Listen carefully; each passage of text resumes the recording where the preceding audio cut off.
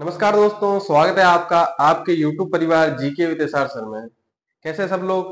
सब बढ़िया है, उम्मीद यही करते हैं सब राजी खुशी हैं। तो सबको राम राम, जय श्री कृष्णा, राधे राधे। और अपने स्टार्ट करते हैं अपनी क्लास।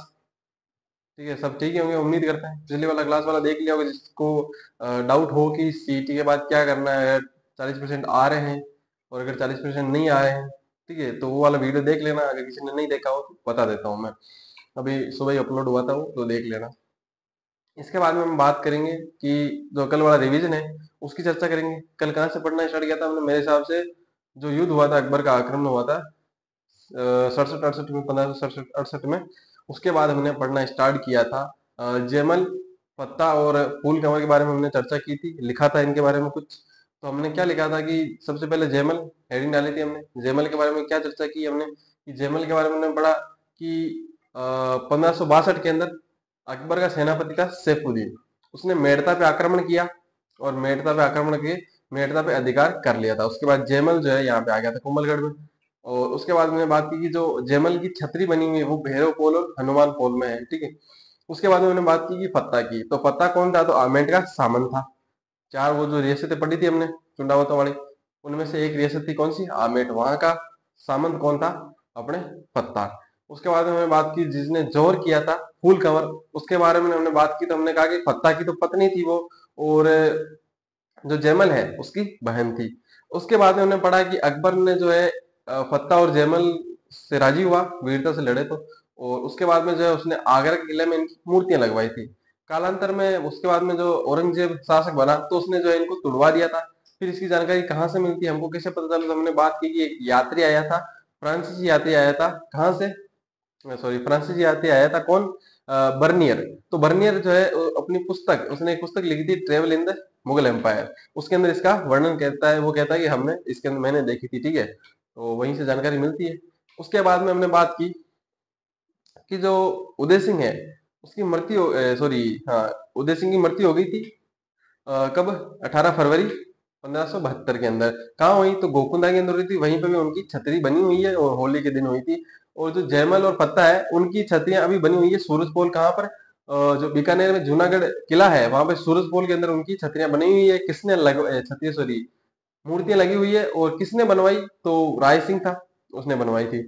उसके बाद मैंने बात की कि जो उदय सिंह है उसने अपने अंतिम दिनों के अंदर अपने छोटे पुत्र महाराणा प्रताप को न बनाकर अपने छोटे पुत्र जगमाल, सॉरी, उदा, सॉरी, जगमाल, सॉरी, ठीक है, जगमाल को जो है वहां का उत्तराधिकारी घोषित कर दिया था। उसके आगे हमने पढ़ा था महाराणा प्रताप उन्नियाल वाली बात हमने पढ़ ली थी, ठीक है। वो जो शमशान घाट में हुआ था राज्याभिषेक महाराणा प्रताप का, वो हमने पढ़ा था। उसके बाद हमने महाराणा प्रताप पढ़ना स्टार्ट किया तो हमने पढ़ा कि सबसे पहले पिता का नाम उदय सिंह, माता का नाम जयवंता बाई। कहाँ की पुत्री थी या किसकी पुत्री थी, ठीक है, कहाँ की राजकुमारी थी या कहाँ किसकी पुत्री थी? तो हमने बात की जो अखेराज है, अखेराज सोनगरा पालीवाड़े, उनकी पुत्री थी कौन? जयवंता बाई। उसके बाद हमने पढ़ा कि जन्म जन्म कब हुआ? तो 9 मई 1540 ईस्वी को हुआ। या विक्रम समिति पूछ ले आपको तो जेठ शुक्ल तृतीया 1597 को। ये प्रताप का बता रहा हूँ मैं, जयंता बाई का मत समझ लेना, ठीक है। तो उसके बाद में बात आती है कि जन्म स्थान। तो हमने बात की कि सबसे पहले तो कुंभलगढ़। कुंभलगढ़ अगर आपको ना मिले तो हमने पढ़ा कि कटारगढ़। कटारगढ़ ना मिले तो बादल महल, बादल ना मिले तो जूनी कचहरी, और जूनी कचहरी भी ना मिले तो जनाना कक्ष। उसके बाद उन्होंने बात की कि इनका बचपन का क्या नाम था। बचपन का नाम इनका जो है कीका था। इनकी पत्नी जो यानी पटरानी थी इनकी, उसका नाम था अजबदे पवार। पवार और परमार में ज्यादा डिफरेंस नहीं है, दोनों सेम ही है। लेकिन कुछ किताबों के अंदर परमार को ही पवार लिखा जाता है, तो हमको पवार बताना पड़ता है, या परमार कुछ ऐसा है, ठीक है। तो उसके बाद में हमने बात की कि इनके जो विद्रोही भाई थे, सॉरी, उससे पहले हमने बात की राज्याभिषेक की। तो राज्याभिषेक जो है शमशान घाट के अंदर ही कर दिया था कृष्ण सिंह चुंडावत ने, कृष्णदास चुंडावत ने, ठीक है। कहाँ कहाँ पर किया? तो गोकुंदा के अंदर किया था। उसके बाद हमने बात की कि विधिवत भी इनका राज्याभिषेक हुआ था, जिसके अंदर चंद्रसेन ने भी भाग लिया था। कहाँ पे हुआ था? तो कुंभलगढ़ के अंदर हुआ था। उसके बाद में हमने बात की इनके विद्रोही भाई। तीन विद्रोही भाई थे। सबसे पहले तो शक्ति सिंह, शक्ति कुमार बोल लो, कुछ भी बोल लो, तो ये थे। इनके ही वंशज बाद में शक्ति सिंह के जो वंशज है वही शक्तावत कहलाए। शक्ति सिंह के पास एक घोड़ा था तराटक। हमने बात की थी कि ये चेतक का भाई था, ऐसा कहते हैं। और उसके बाद में हमने बात की कि इनका एक और विद्रोही भाई था, कौन? जगमाल, क्योंकि जगमाल को हटा दिया था। जगमाल को उत्तराधिकारी घोषित करके गया था उदय सिंह, लेकिन जो जगमाल को हटा दिया था इसलिए कारण नाराज हो गया, तो उसके बाद सिरोही चला गया, वो अकबर के पास गया, सिरोही दिया, वो वाली बात हमने बात कर ली, ठीक है। उसके बाद में हमने बात की सगर की। सगर वाली चर्चा भी हमने कल की थी, वो जो शादी वाली बात की थी हमने, ठीक है। उसके बाद में हमने बात किया कि अकबर का शिष्टमंडल था, उसके बाद में की बात की हमने। तो उसके अंदर हमने पढ़ा कि सबसे पहले जो है, सबसे पहले भेजा जलाल खां कोर्ची को अकबर ने। कब भेजा? तो जिस समय राजा बना, ठीक है, 72 में। उसके बाद में जलाल खां कोर्ची से बात नहीं बैठी, ठीक है। उसके बाद में किसको भेजा? तो मान सिंह को भेजा। कब? जून 73 के अंदर, 15 सॉरी जून के अंदर, 1573 के अंदर। उसके बाद में भगवान दास को भेजा, ठीक है। भगवान दास से भी नहीं बैठी, तो उसके बाद में किसको भेजा? टोटरमल को। किसी से नहीं बैठी, तो फिर युद्ध लड़ा, कौन सा? हल्दी घाटी का युद्ध। कब हुआ? तो 18 जून 1576 को। शायद मैंने कल 8 लिख दिया था, एक लिखना भूल गया था, शायद हो सकता है कि लिखना भूल गया हूं, तो आप करेक्शन कर लेना, ठीक है। तो उसके बाद में मैं बात करूं कि उसके बाद मैंने बात की कि उनका योजना निर्माण कहाँ हुआ था हल्दी घाटी वाले युद्ध की। तो हमने बात की कि जो अकबर वाली सेना थी उसका, तो अकबर का किला जो है अजमेर, उसके अंदर योजना का निर्माण किया था अकबर वाली सेना ने। और उसके अलावा जो प्रताप वाली सेना है उसने कहाँ पे योजना निर्माण किया? तो उसने जो है, हमने बात की कुंभलगढ़ के अंदर। उसके बाद में हमने चर्चा की कि इनका पड़ाव कहाँ डाला। भाई दोनों सेना पड़ाव भी डालेगी, तो जो एक गोकुंदा में जगह पड़ती है मोलेला, वहां पे तो अकबर ने पड़ाव डाला। और जो एक जगह पड़ती है खमनोर के अंदर, खमनोर के पास, खमनोर के अंदर नहीं, खमनोर के पास जगह पड़ती है लोसिंग, वहां पे जो है अपने प्रताप ने पड़ाव डाला। उसके बाद हमने बात की कि ये जो युद्ध है वो अपने खमनोर और गोकुंदा के जो बीच दर्रा है उसके अंदर लड़ा गया था, ये हल्दी घाटी वाले। उसके बाद मैंने बात की कि सैनिकों की संख्या, तो दो जनों की राय है अलग अलग। एक तो बदायूंनी जो खुद आया था युद्ध के अंदर, एक जो है अपने मोहम्मद नैन्सी। बदायूंनी लिखता है कि अकबर की सेना जो है 5,000 थी उसके पास, और महाराणा प्रताप के पास 3,000 थी, ठीक है। तो उसके बाद में बात करते हैं नैन्सी की। तो नैन्सी कहता है कि अकबर के पास तो 80,000 थी, लेकिन जो है महाराणा प्रताप है उसके पास सिर्फ 20,000 की सैनिक थे, ठीक है। यहाँ तक हमने चर्चा कर ली थी, इससे आगे हमको पढ़ना है। रिवीजन जिस जिसने सुना है तो उसको एक एक बात समझ में आई होगी वापस, ठीक है। जो नया जुड़ा है उसके लिए मैं कहूंगा पहले जाके शुरू से क्लास से देखे, अभी ये देख लो, ठीक है, देखना चाहो तो। वरना सुबह शुरू से जाके क्लास से देखो अगर आपको हिस्ट्री पढ़नी है। नए बंदे जुड़े हैं हिस्ट्री पढ़ने के लिए, अगर आपने क्लिक किया है तो हम सबसे पहले बता दूं मैं आपको, पहले 10-15 मिनट जो होते हैं अपने पास, 10 मिनट कम से कम, या 7 मिनट 8 मिनट, वो अपने रिवीजन के होते हैं जो हमने पिछली क्लास में क्या पढ़ा है। उसके बाद में हम स्टार्ट करते हैं अपना अगला टॉपिक। रोज का यही शेड्यूल होता है। तो और हर रोज अपनी क्लास सुबह 8 बजे आ जाती है। अब पिछले जो 2 दिन है उनसे दोपहर को आ रही है, तो कोई दिक्कत नहीं है, कल से वापस मेरे हिसाब से आ जाएगी सुबह अपनी 8 बजे क्लास, ठीक है। और जो आपको पॉलिटी की ये ज्योग्राफी क्लास मिल रही है टाइम टू टाइम, ठीक है। अपन स्टार्ट करते हैं आगे। हल्दी घाटी का युद्ध, हेडिंग डालो हल्दी घाटी का युद्ध।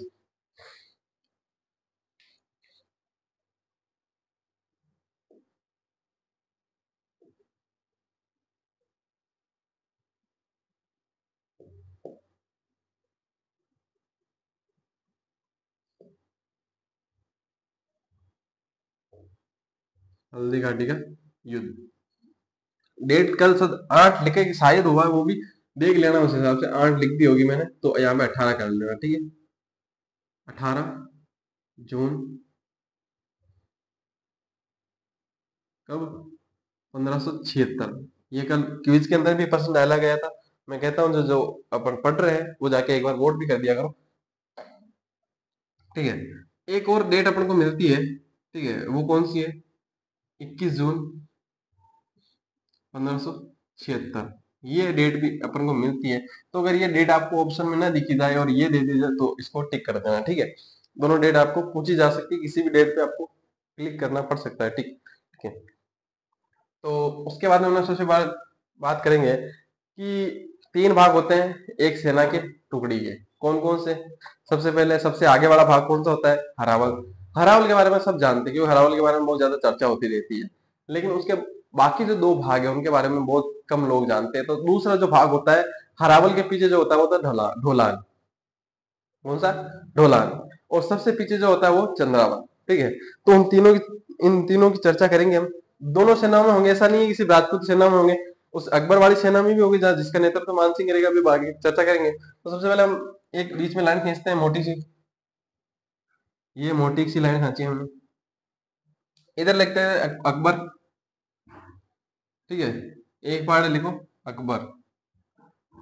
अकबर की सेना थी एक पहाड़, ये हो गया अकबर की सेना। एक तरफ अपने महाराणा प्रताप,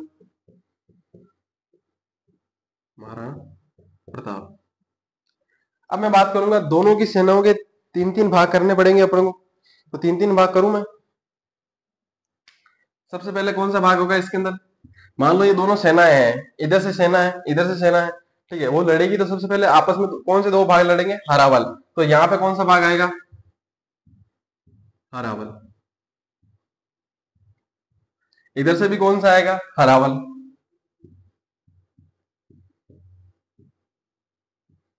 ठीक है, हरावल के बाद में इधर अकबर की सेना से कौन आएगा? तो मैं बात करूंगा ढोलान।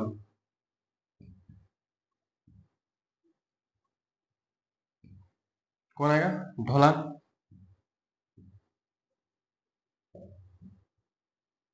फिर जो है एक और जो हिस्सा बच जाता है वो किसके लिए होगा? चंद्रावल। चंद्रावत लिख देते हैं कुछ लोग, लेकिन वो गलत है, चंद्रावल है सही, ठीक। इसके बाद में कौन आएगा इधर? जैसे उधर ढोलान आया, इधर भी ढोलान आएगा। फिर उधर चंद्रावल है तो इधर भी चंद्रावल आएगा।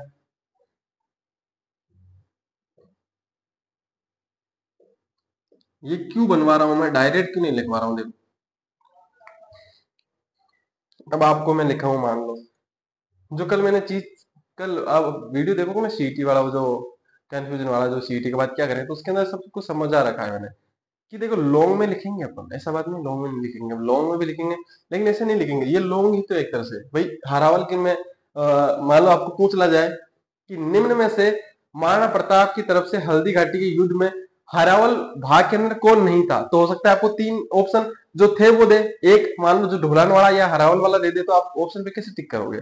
तो वहां पे जो ये सारणियां काम आती है, ठीक है, शॉर्ट नहीं है ये बिल्कुल भी, शॉर्ट अलग चीजें होती है, ये अलग चीजें, ठीक है,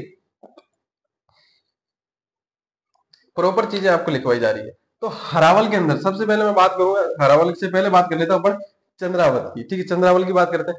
चंद्रावल की मैं बात करूं तो चंद्रावल में महाराणा प्रताप की तरफ से कौन आया था या कौन लड़ा था? तो यहाँ पे नाम आता है पुंजा भील का। कौन? पुंजा भील। देखो पुंजा भील,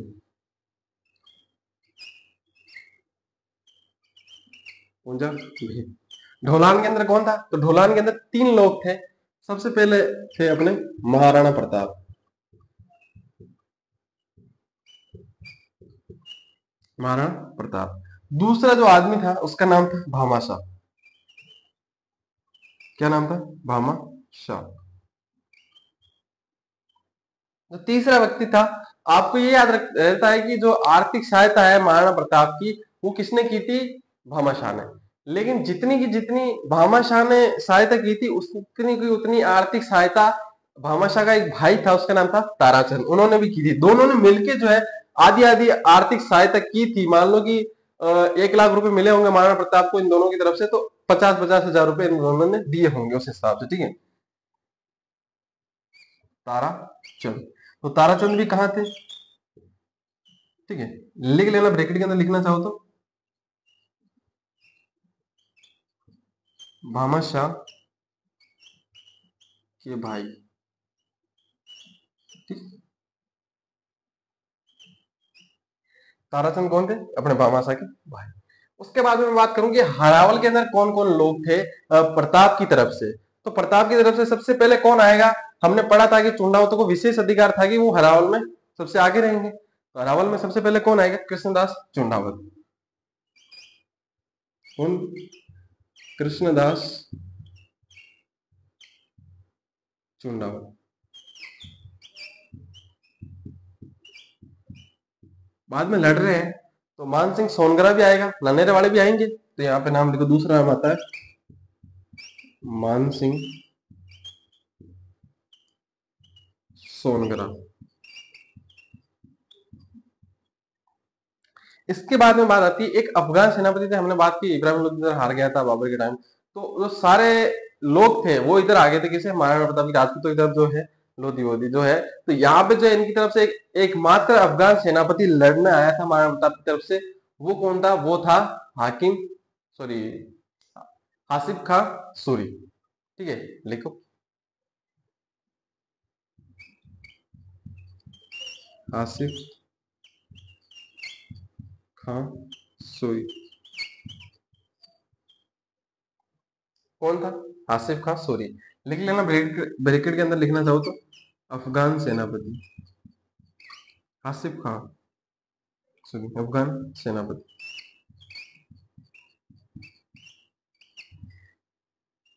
ब्रेव कमांडर था, बहादुर सेनापति था, बहुत बड़ा। अभी हम चर्चा करेंगे, एक बार लिख लेते सबके नाम। उसके बाद में जो हल्दी घाटी, आपको लग रहा होगा कि मतलब कि ऐसे यार हल्दी घाटी का युद्ध पढ़ा रहे हो, एनर्जी फील होनी चाहिए आपको, तीर पास में से गुजरना चाहिए, लिखते टाइम में से ध्यान रखना भाई साहब, भाले वाले लग जाए, कहीं तीर भी लग जाए तो ठीक है। अभी सारी कहानी सुनेंगे भाई साहब, अभी लिखने तो दो आप, ठीक है। एक बार नाम लिख लेते, उसके बाद में सबकी एक एक नाम पे चर्चा करेंगे, ठीक है। इसके बाद में नाम आता है एक और नाम, राम सिंह राठौड़। कौन था? चर्चा करेंगे, राम सिंह राठौड़। उसके बाद में एक और नाम आता है, वो है रामसा तंवर। इसके भी तीन, ये अपने तीन बेटों को लेकर आया था, तीन पुत्र भी लड़ने आए थे इसके साथ साथ। कौन कौन थे? तो सबसे पहले था सालिवाहन। कौन था? सालिवान। पहला पुत्र था सालिवान, दूसरा पुत्र था भवानी, और तीसरा पुत्र था प्रताप। ये अपने तीनों बेटों को भी साथ लड़ने के लिए लेके आया था, कहां पे? हल्दी घाटी के युद्ध के अंदर। अब यहाँ पे तो ये तो चीजें पूरी हो जाती है अपने महाराणा प्रताप वाले हरावल, ढोलान और चंद्रावल के अंदर कौन कौन थे। अब बातें बच जाती है अपने हरावल, अकबर का जो खेमा बचा है उसकी चर्चाएं बच जाती है। तो अकबर वाली हम इस पेन से लिखते था कि थोड़ा अलग दिखे, ठीक है। हरावल के अंदर जो सबसे पहले बंदा था वो था आसफ खां, आसफ खां, ठीक है। कौन था? आसफ खां। अब यहाँ पे दो जने और थे,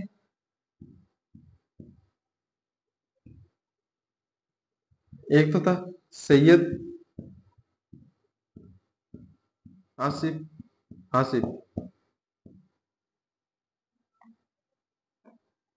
इसका ये भाई था सैयद राजू, ठीक है। इसके बाद में एक और बंदा था यहाँ पे, जगन्नाथ कच्छवा।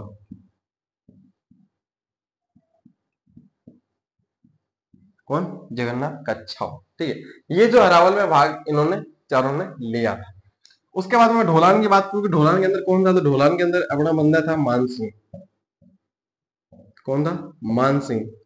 मान सिंह को जो है प्रथम बार स्वतंत्र सेनापति बनाया गया था, इसकी चर्चा करेंगे क्या कुछ हुआ था। इससे पहले लिख लेते हैं, जो जिस हाथी पे जो आया था मान सिंह, उस हाथी का नाम था मर्दाना। क्या नाम था? मर्दाना, ठीक है। उसके बाद में जो चंद्रावल है, उसके अंदर यहाँ पे अकबर की तरफ से था महत्तर खां। कौन था? मित्र खां।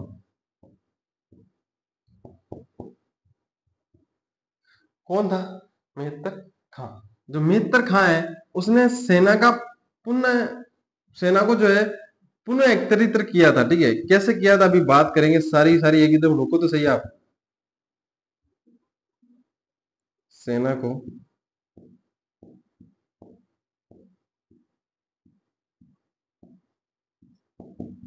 पुनः एकत्रित, एक राइटर भी आया था, ठीक है, अकबर की तरफ से, कि सब ग्रंथ व्रंथ लिखने हैं अपने को, ठीक है, बड़ा युद्ध हो रहा है यहाँ पे। तो एक राइटर भी आया था, उसका नाम था बदायूं। उसने एक पुस्तक लिखी थी हल्दी घाटी के बारे में, सारे सारे पन्ने पलटे थे, लिखे थे। उस पुस्तक का नाम था मुंत ख्वाब, मुंतखब, मुंतखब उत तवारीख। कौन सी पुस्तक? मुंतखब उत तवारीख पुस्तक। किसके द्वारा? अपने बदायूं की तरफ से। यहां तक चर्चा अपनी समाप्त हो जाती है कि महाराणा प्रताप के जो सेना थी उसके अंदर से कौन कौन लोग थे, और जो अकबर की सेना है उसके अंदर हारावल, ढोलान और चंद्रावल के अंदर कौन कौन लोग थे। ठीक है, यहां तक जिस बंदे ने, ठीक है, ध्यान से देखा होगा तो बहुत सारी चीजें नोटिस की होगी। देखो, अब बात करते हैं एक एक की। बात करें महाराणा प्रताप से स्टार्ट करें, ठीक है, या अकबर से स्टार्ट करें? बताओ, जल्दी से बताओ। अकबर से स्टार्ट करें, महाराणा प्रताप से बाद में कर लेते हैं, या चलो महाराणा प्रताप से ही करते हैं। सबसे पहले मैं बात करूं पूजा भील की। ठीक है, पूजा भील नहीं है, वो पुंजा भील है। ठीक है, ये थोड़ी सी अगर कहीं पूजा पूजा लिख लो कि लड़की तो नहीं आ गई, पुंजा भील है। ठीक है, कौन था? पुंजा भील। पुंजा भील जो है एक अपना अलग ही स्थान रखता था, क्योंकि देखो जो भील है ना, भील भी उसी प्रकार से लड़े जैसे कि राजपूत सैनिक लड़े थे अकबर की, सॉरी, महाराणा प्रताप की तरफ से। क्यों? क्योंकि उनके पास क्या थे, जैसे कि अपने राजपूत कच्छावत है, उनके पास ताकत थी कि वो तलवार चला सकते हैं अच्छे से, लेकिन भीलों के पास क्या थी? जो भील है वो बेसिकली शब्द ही भील से बना हुआ है। भील का मतलब होता है तीर कमान। ठीक है, तो उससे शब्द वो बना हुआ है। तो वहां पे क्या है कि ये तीर कमान चलाने में बहुत माहिर। तो भीलों ने इतनी ज्यादा सहायता की थी। कैसे की थी अभी हम आगे चर्चा करेंगे, बाकी पूरा युद्ध पड़ा है अभी तो। ठीक है, युद्ध तो पूंजा भील है, उसको बेसिकली राणा पूंजा कहा जाता था। अब राणा पूंजा क्यों? क्योंकि महाराणा प्रताप ने उपाधि दे रखी थी इनको राणा की। ठीक है, तो लिख लेना, इनको उपाधि भी दे रखी थी। कौन सी? राणा। राणा की उपाधि दे रखी थी अपने पूंजा भील को। यहां तक कि ये इतना विशेष स्थान रखते थे मेवाड़ के अंदर कि देखो, जब राज्यभिषेक होता था, कोई भी कार्यक्रम होते थे ना, तो भीलों को वहां पे बुलाया जाता था, या जो भीलों का नेतृत्व करता था पूंजा भील, उसको बुलाया जाता था। और इससे भी बड़ी बात, जो मेवाड़ के सिक्के थे उस पे महाराणा प्रताप के साथ साथ पूंजा भील की भी जो चित्र है वो अंकित किया हुआ था। सोचो भाई साहब, अभी अपने गांधी जी है, महात्मा गांधी जी, उनके साथ किसी और का मान लो कि चित्र अंकित किया जाए तो कितनी बड़ी बात है ना? बड़ी बात। देखो चीज क्या कि मेवाड़ के सिक्कों पर, मेवाड़ के सिक्कों पर प्रताप के साथ चित्र अंकित। ठीक है, अब बात आ जाती है अपने महाराणा प्रताप की। तो महाराणा प्रताप की मैं बात करूं कि महाराणा प्रताप के बारे में, कि महाराणा प्रताप के पास क्या क्या था। सबसे पहले तो बात ही आ जाती है कि उनके पास घोड़ा था। कौन सा? घोड़े का नाम सब जानते हैं, ठीक है, बताने की आवश्यकता नहीं है, एक फॉर्मेलिटी होगी। नहीं पता है किसी को तो भी कोई दिक्कत नहीं है, लिख देते हैं। ठीक है, क्या नाम था? चेतक। इसकी कई बार क्या है, नस्ल पूछ ली जाती है। जैसे कि अब मैंने आपको बात बताई हो कि जो कुंभा ने आक्रमण किया था किसपे? जोधा पे। तो जोधा की मैंने जब बात की थी तो मैंने बताया था उसके घोड़े का जो नस्ल थी वो कौन सी थी? मालानी नस्ल थी। कौन सी? मालानी नस्ल। तो यहाँ पे भी नस्ल पूछ ली जाती है इस घोड़े की। ठीक है, नस्ल कौन सी थी? तो नस्ल थी काठियावाड़ी।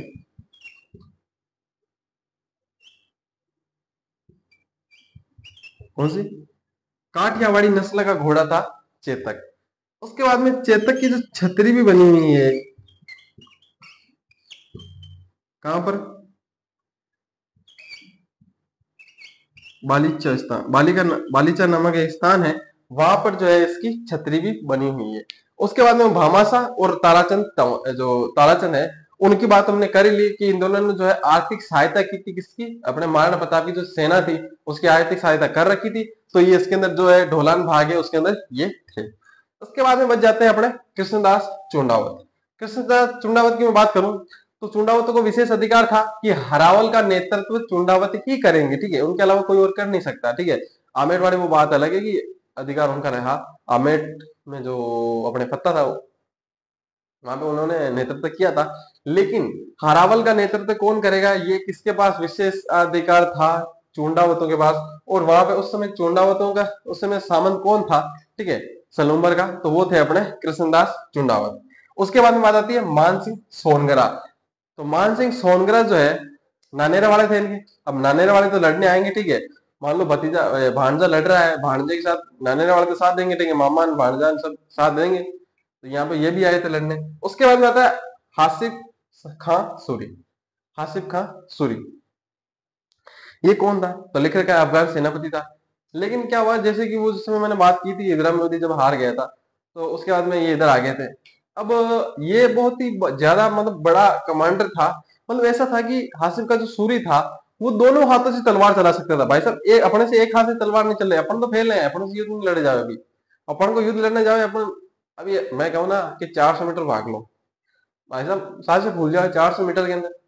और ये दोनों हाथों से तलवार चलाना, घोड़े पे बैठना, उसके बाद में जो है कंट्रोल, मेन चीज होती है कंट्रोल। देखो चलाने को तो मैं चला लूं अभी, ठीक है, लेकिन कंट्रोल भी तो चीज होती है, घोड़ा कितनी गति से भागता है, ठीक है। उसके बाद में दोनों हाथों से तलवार चलाना, दोनों हाथों से तलवार चलाने के बाद उस पर निशाना लगाना। एक हाथ से तो मान लो कि इधर देखा, अब मान लो कोई दूसरा इधर से आ रहा है तो उसको भी तो देखना पड़ेगा ना। तो वो कंट्रोल जो है, वो कंट्रोल सहित दोनों हाथों से तलवार चलाना आता था हाकिम खां सूरी को। कितना बड़ा कमांडर रहा होगा। तो महाराणा प्रताप जो है खत लिखता है हाकिम खां सूरी को, ये देख भाई, तू मुस्लिम, मैं मुस्लिम, ठीक है, भाई भाई आराम से रहेंगे, खाएंगे पिएंगे, तू आजा मेरे पास, ठीक है। मतलब कि अल्लाह ताला तेरे को कैसे माफ करेंगे, अकबर ने कहा कि अल्लाह ताला जो है तुझे कैसे माफ करेंगे, तू एक हिंदू की तरफ से लड़ रहा है। भाई तू एक हिंदू की तरफ से लड़ रहा है, तो हो सकता है तुझे नर्क नसीब हो, जन्नत तुझे कैसे मिलेगी, ठीक है, जन्नत तो तुझे मिलेगी नहीं, क्योंकि तू तो एक हिंदू की तरफ से लड़ रहा है। तो उसने कहा वापस, हाकिम का सूरी ने खत लिखा, लेटर लिखा उसको, अकबर को, और ये कहा कि देखो, मैं अगर तुम्हारी तरफ से लड़ूं तो हो सकता है कि मुझे नर्क मिले या स्वर्ग मिले, वो तो अलग बात है, ठीक है, तुम्हारी तरफ से अगर मिल जाओ। लेकिन भाई साहब, मैंने महाराणा प्रताप के साथ बचपन में एक थाली में रोटी खाई है, अगर मैंने इसके साथ विश्वासघात किया ना, तो 100% चांस ही नहीं है कि मैं जन्नत में जाऊं, ठीक है। जन्नत नाम की चीज होती भी है या नहीं होती है, वो भी अलग बात है। लेकिन अगर मैंने महाराणा प्रताप के साथ अगर विश्वासघात किया, तो बिल्कुल भी चांस नहीं होंगे कि मैं, अगर होती होगी जन्नत तो वहां पे जाऊं, ठीक है, नर्क में जाऊंगा मैं तो, अगर मैंने महाराणा प्रताप के साथ विश्वासघात किया तो। कितना महान, मैं कहूँ ग्रेट ग्रेट ग्रेट सेनापति रहा होगा कि उसने मना कर दिया कि मैं नहीं जा रहा भाई साहब, ठीक है। उसके बाद में बात आती है अपने अफगान सेनापति के बाद राम सिंह राठौड़। राम सिंह राठौड़ जो है मेड़ता के राजा थे, मेड़ता वाले हमेशा से हेल्प करते रहते थे, ठीक है, तो ये भी आ गया था उसमें मान सिंह राठौड़। अब बात आती है राम शाह तंवर की। राम शाह, उस समय आपने जब खानवा का युद्ध हुआ था, उसके अंदर पाती परवन हमने पढ़ा था, उसके अंदर जो है यहाँ पे एक चीज लिखना, ग्वालियर से थे, ठीक है, ये कहां से थे?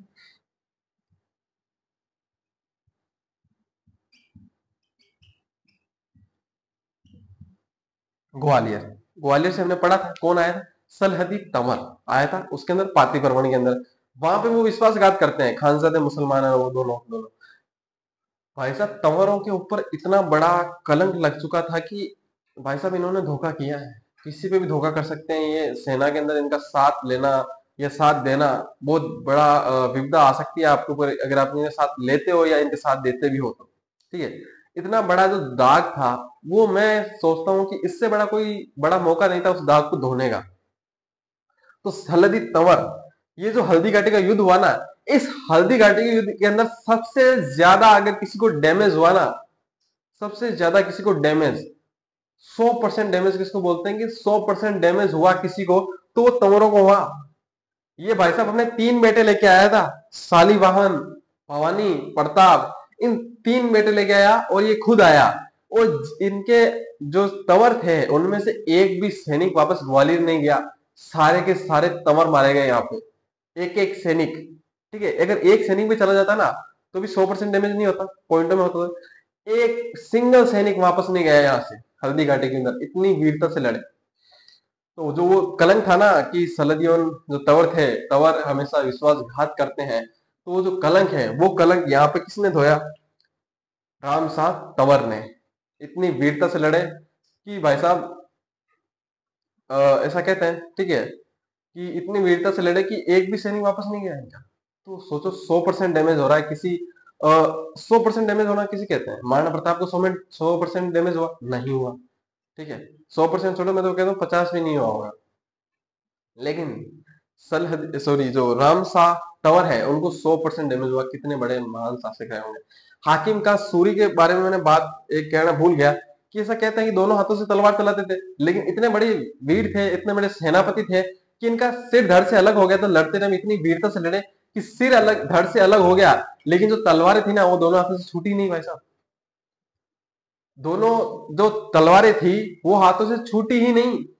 जैसे अपन क्या होता है कि आपने देखा होगा कि हॉस्पिटल के अंदर जब किसी की डेथ हो जाती है तो जब थोड़ा घर दूर होता है, जगह जो डिस्टेंस होती है दूर होती है घर की हॉस्पिटल से, तो उसके हाथ ऐसे एकदम चिपा के शरीर के जब लेटाते हैं तो बांध दी जाते हैं पट्टी से, पैर भी बांध दी जाते हैं, ताकि क्या है, हाथ अगर डचका वचका आ जाए, डचका जाते हैं जंप, ठीक है, तो वो जंप आ जाए तो हाथ क्या है फैल ना जाए।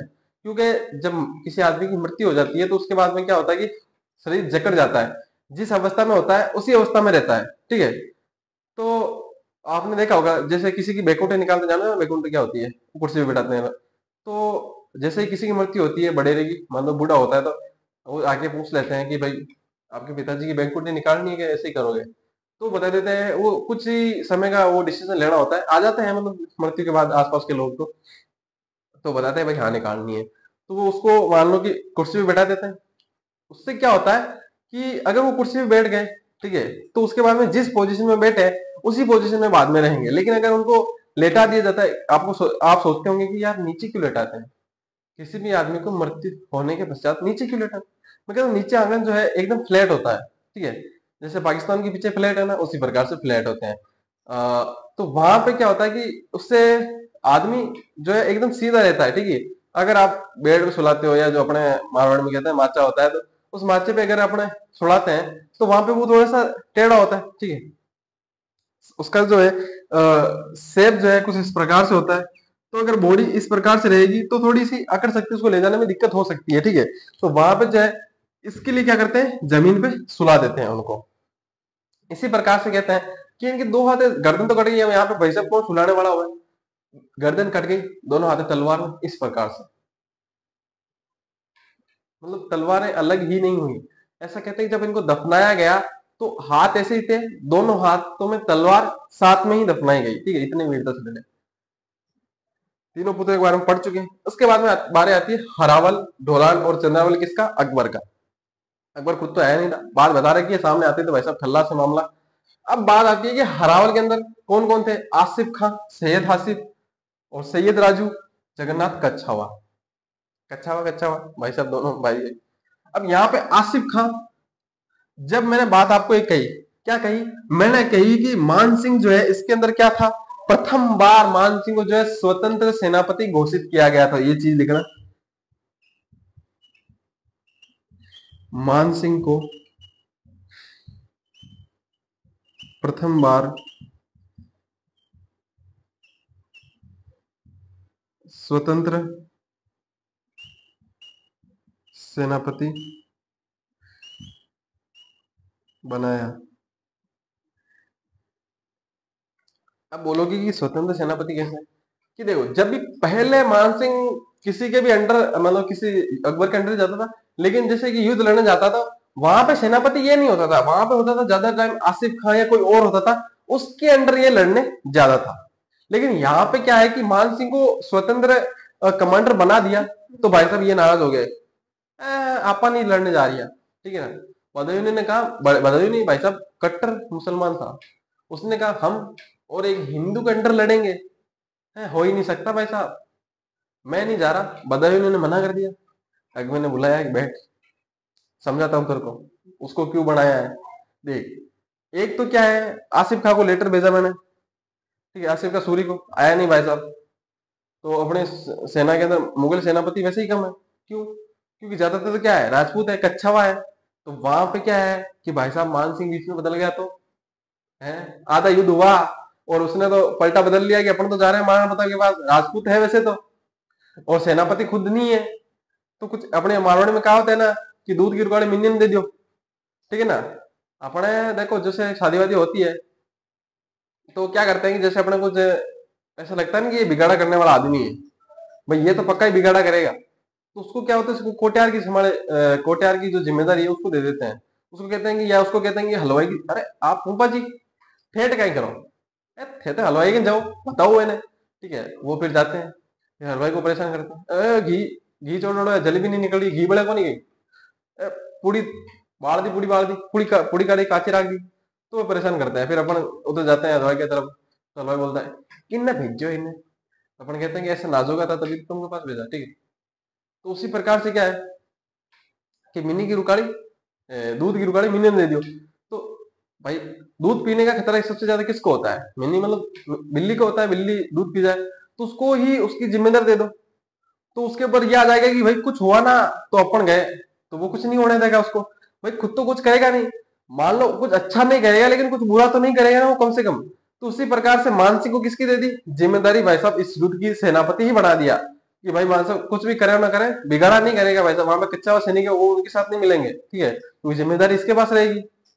अब भाई साहब जिम्मेदारी आ गई, बदायूं ने भी समझ गया कि ठीक है, बदायूं ने कहा तुझे कोई जरूरत नहीं है, तू आराम से टीबो पे जाके बैठ जाना, ठीक है, और वहां पे अपने किताबें लिखते रहना, ठीक है।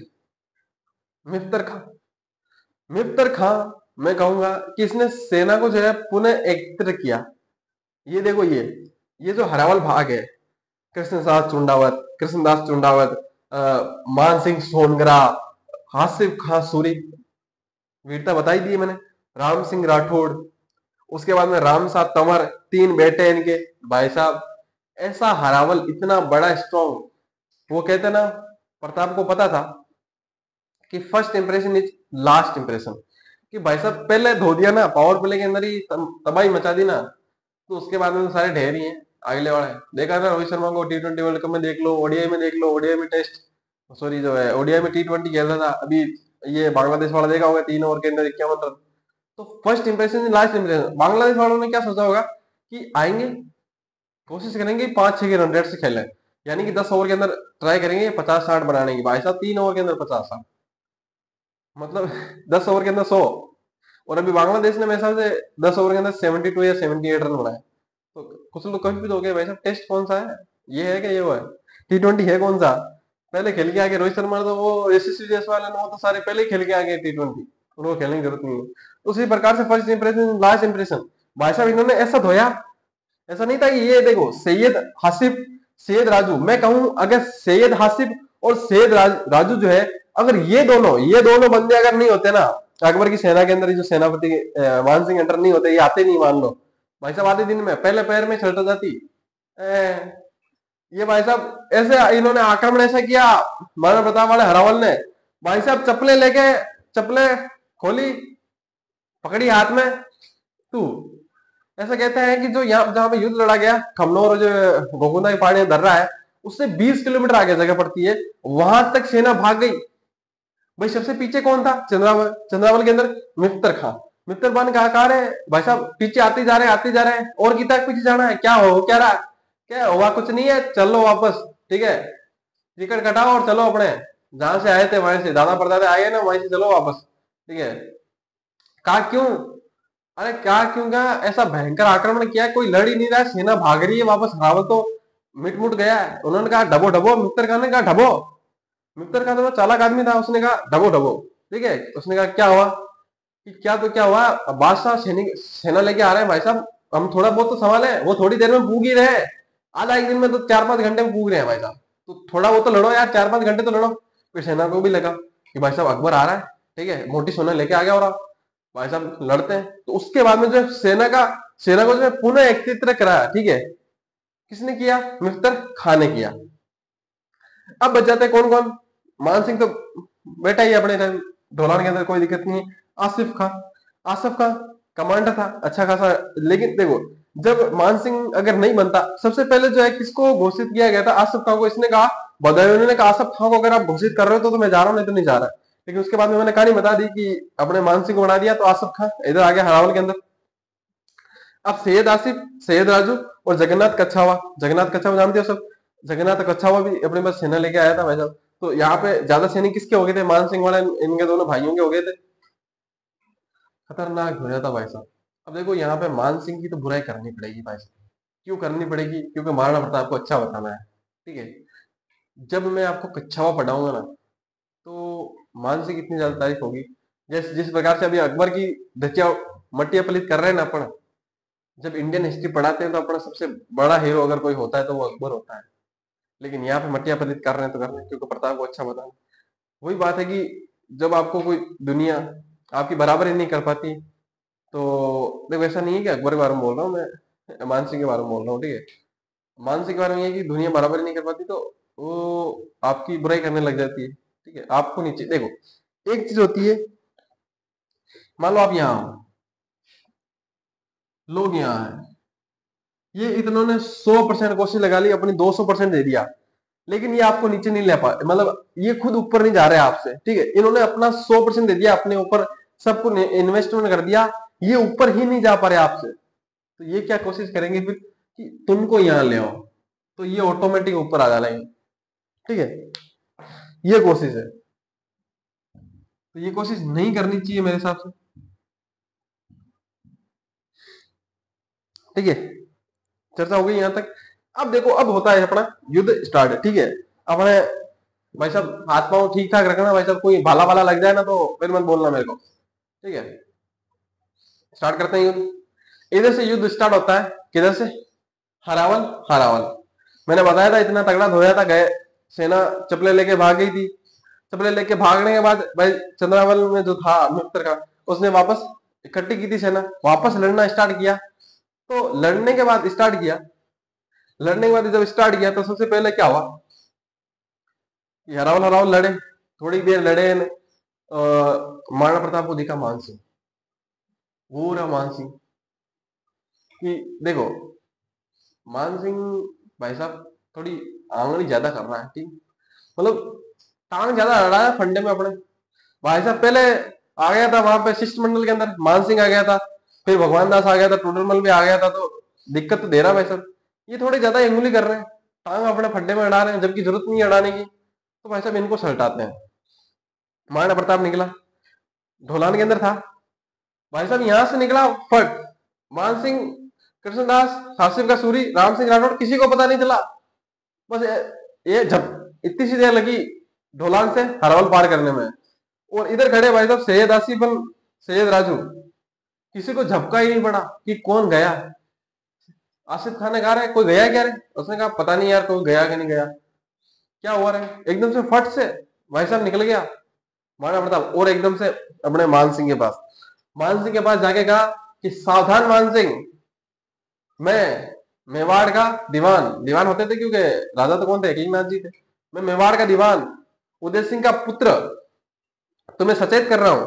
भाई साहब सोचो कितना बड़ा राजा रहा होगा कि अगले को सचेत कर रहा है कि सचेत हो जा मान सिंह, मैं तुझ पे प्रहार करने वाला हूं, तुझ पे मैं प्रहार करने वाला हूं। अभी कोई युद्ध में आया तो भाई साहब सचेत होके आया, युद्ध तो लड़ने आया, लेकिन फिर भी उसको सचेत कर रहा है, कहीं मतलब दिल में मलाल ना रह जाए कि भाई साहब धोखे से मारा, तो उसने सचेत किया। अभी मेरे को जितने बताने में टाइम लगा ना उतने में तो ये कांड हो ही गया था।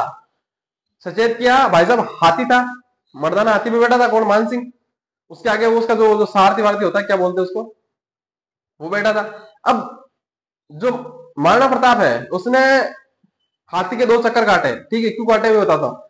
हाथी के 2 चक्कर लगाए, उसने वो जो बात कहनी थी कह दी अपनी कि सावधान हो जा मान सिंह, परार होने वाला है। अब भाई साहब 2 चक्कर काटे, महाराणा प्रताप का जो घोड़ा था चेतक, चेतक होशियार आदमी, मैं तो कहूँ देखो चेतक मेरे को लगता है जिस प्रकार से श्री कृष्ण महाभारत के अंदर अर्जुन के सारथी बनते हैं, उसी प्रकार से महाराणा प्रताप का सारथी कौन हुआ फिर, चेतक ही हुआ एक तरह से, वो चेतक के ऊपर लड़े थे। तो चेतक मैं कहूँ एक तरह से भगवान का ही रूप था, ठीक है, जिसने इस घटना का साक्षी बनने के लिए अवतार लिया था एक तरह से, ठीक है। महाराणा प्रताप इतना बड़ा शासक हुआ था सॉरी, इतना बड़ा वीर, ठीक है, सपूत, तो उसके प्रमाण, उसके साथ लड़ने का जो सौभाग्य है वो चेतक ने प्राप्त किया। मैं कहूंगा या तो महाराणा प्रताप हो गया सौभाग्यशाली था, या फिर चेतक सौभाग्यशाली था, दोनों में से एक तो था, ठीक है। दोनों को एक साथ लड़ने का मौका मिला। चेतक भाई साहब हाथी के ऊपर पैर रखे, उसने हाथी के पैर ऊपर रख के महाराणा प्रताप ने भाला फेंका, तो महाराणा प्रताप को इतना पता, देखो सबसे आगे बैठा ये सारथी, ठीक है, ये बैठा है, अगर मैं इसको मारूं, देखो अगर कम वेलोसिटी से मारा, महाराणा प्रताप उस समय देखो वो कहते थे कितने भारी भाले होते हैं, कैसे उठा लेते थे। भाई साहब उनको साइंस का कितना नॉलेज रहा होगा कि मुझे भाला जो है इतनी वेलोसिटी से फेंकना है, कि जो सामने जो हाथी चला रहा है इसको तो पार करे, जो करे इसके पीछे जो दीवार है छोटी सी उसको पार करे, और उसके बाद में जो मान सिंह बैठा है ना उस मान सिंह को जाके लगे। ठीक है, इतनी वेलोसिटी से होना चाहिए। तो उसने जो 2 चक्कर काटे ना, वो 2 चक्कर इसीलिए काटे कि इतना वेलोसिटी, इतनी गति आए उसके अंदर, भाले के अंदर। भाई साहब ऐसे धीरे से फेंके, वो मर के, अगला वाला मर के रह जाए उधर, पार ही नहीं हुए। तो उसने क्या किया कि इतने 2 चक्कर काटे, इतनी वेलोसिटी, मैंने इतनी बात की ना, इतने 20 सेकंड 10 सेकंड में तो मामला चढ़ गया। 2 चक्कर काट के फटाफट ये पैर ऊपर, भाई साहब भाला फेंक दिया, 10 सेकंड में काम खत्म हुआ। अब मान सिंह को तो भाला लगा नहीं। अकबर को ये पता था कि देखो जो सामने आया ना वो तो सलट गया, इस भाले के सामने जो आ गया ना भाई साहब वो तो सलट गया। ठीक है ना, जो भाले के सामने आया ना वो तो गया। अब भाले के सामने कौन आया? वो जो चला रहा था, हाथी को चला रहा था, ठीक है, कंट्रोल कर रहा था, वो आया। उसके पीछे जो दीवार थी वो टूटी। इसके बाद में मान सिंह थोड़ा होशियार था, उधर जो 2 बॉक्स टाइप लगे होते हैं हाथी के, वो मान सिंह उसके अंदर गिर गया। तो वो जो है मान सिंह को तो लगा नहीं भाला, और वो जो छतरी होती है मतलब छाया रखने के लिए उसको जाके लगी, वो टूट गई, वो नीचे गिर गई। महाराणा प्रताप को पक्का था, पूरा विश्वास था कि अगर मान सिंह इसके सामने था तो भाई काम खत्म हो गया मान सिंह का।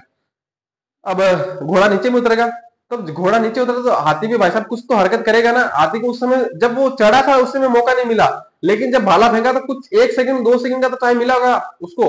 तो उस समय क्या किया उसने, जब वापस नीचे उतरा था तो उसने ऐसा युद्ध के अंदर करते थे कि जो हाथी होता था उसके दांतों के अंदर खंजर लगा देते थे, और उस खंजर के ऊपर भी है ना थोड़ा जहर लगा देते थे। और उससे क्या होता था कि हाथी भी एक आधे को तो सल्टा ही दे। तो जब वापस उतर रहा था तो हाथी ने अपनी सूंड से जो चेतक का घोड़ा घोड़ा जो घोड़ा था महाराणा प्रताप का चेतक, उसको सूंड से जो उसके पैर थे उसमें चीरा लगा दिया, काट दिया। तो काट काट देना मतलब कि दोनों पैर कट गए, लेकिन उसके ऊपर जो बहुत बड़ा घाव दे दिया दोनों पैरों पे। तो जब महाराणा प्रताप का घोड़ा नीचे उतरा तो आसफ खां, सैयद आसिफ, सैयद राजू, जगन्नाथ का छावा, इनको पता चला कि महाराणा प्रताप चला गया है। ठीक है, क्योंकि वो जो घटना हुई उसके अंदर कुछ टाइम लगा तो उनको दिख गया कि भाई महाराणा प्रताप ये वो, इतनी जो गति है महाराणा प्रताप के पास ही। इन्होंने कहा महाराणा प्रताप को यहीं घेरो और महाराणा प्रताप को मार दो।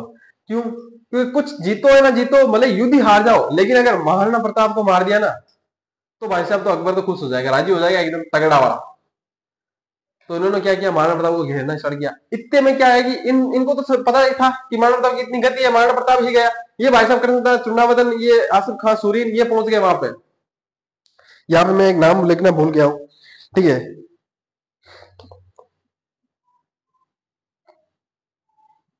वो लिखता हूँ सबसे पहले।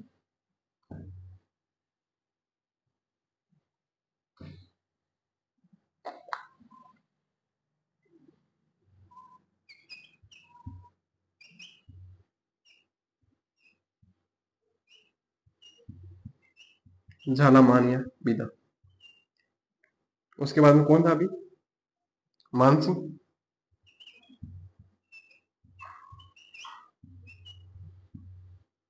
मानसिंह सोनगरा। और कौन बच गया था? आसिफ।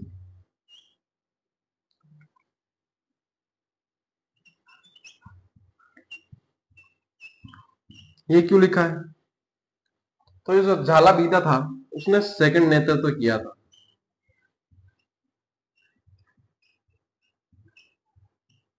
किसकी? जो प्रताप की सेना थी।